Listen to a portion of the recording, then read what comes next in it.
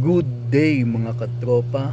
Magbibigay din pala ako ng update tungkol dito sa mga gapi na kung tawagin ay albino koi red ear.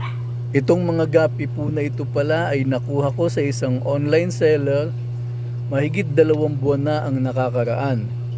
So ang presyo po nito ay 1,000 per isang trio. Wow! Pero kapag nag-avail ka naman kay seller ay nagbibigay siya ng isang free na male. So magiging parang 2 pair ang makukuha mo.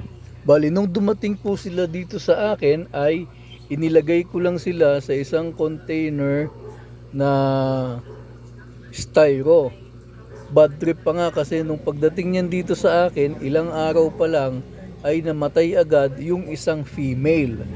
So ang natira po sa akin ay 2 male at isang female. Inabot din ako sa kanila ng 2 buwan na pagpapakondisyon bago magkaroon ng resulta ang pagkikip sa kanila. So dito wala naman tayong ibang purpose kung di i-breed to mga to at syempre pagkakitaan. Sa loob ng 2 buwan ay mix feed ko sila sa PO1 pellets, sa Tubifex worm na dried at sa mga decapsulated BBS. So nag-focus po talaga ako sa high protein na mga pakain para mas makondisyon ko agad sila for breeding. At hindi naman tayo nabigo kasi ito nga, nung chinek ko sila nung isang gabi ay meron na akong mga nakitang bagong fry doon sa styro nila. Ayan. Ang bangis mo din Nakikita natin sila, nagfi-free swim na sila. So Sana all. estimate ko siguro mga ilang araw na ito na nag-drop.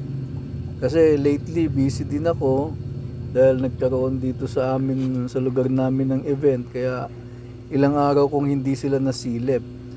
Tansya ko siguro around 2 to 3 days na itong mga fry na to kasi nakakapag-free swim na sila. Ganyan po sila ngayon karami. Siguro roughly estimate ko na nakita ko ay kulang-kulang 20 pieces. Wow! Pero pag may pagkakataon tayo, bibilangin natin pag medyo malalakas na sila. Sa ngayon, ang tumatakbo sa isip ko ay kailangan natin mag-prepare ng mga decapsulated BBS na ipapakain para sa kanila. So para mas mabilis silang lumaki. At hopefully by December ay makapag-release tayo ng mga pair or trio o basta batch nitong mga albino koi red ear na ito. So ayan po ang trio na magulang ng mga fry na ipinakita ko sa inyo. Isang female at 2 male po iyan. Ganyan po sila kaganda. At sa mga susunod na araw po ay babalitaan ko ulit kayo tungkol sa kanila. Thank you.